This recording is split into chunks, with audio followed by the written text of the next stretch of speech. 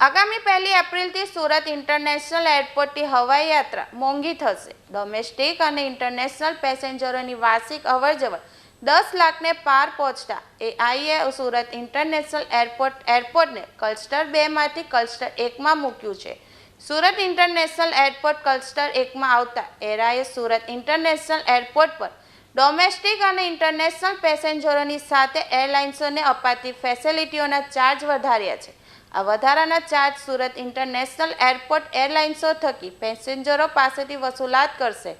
Surat international airport પર users development ફીમાં વધારો કરાયો છે।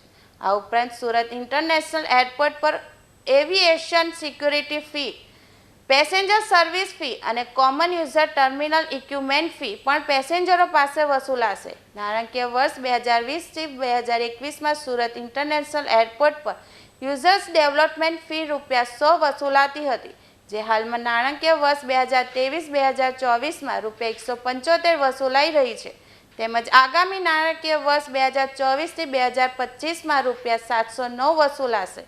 Passenger service charge ₹83, common user terminal fee ₹50 અને એવિએશન સિક્યુરિટી ફી ₹234 વસૂલાશે। આમ 1 એપ્રિલ 2024થી સુરત ઇન્ટરનેશનલ એરપોર્ટથી ટેક ઓફ થનારી ડોમેસ્ટિક અને ઇન્ટરનેશનલ ફ્લાઇટના એરફેરમાં ₹550 સુધીનો વધારો દેખાશે।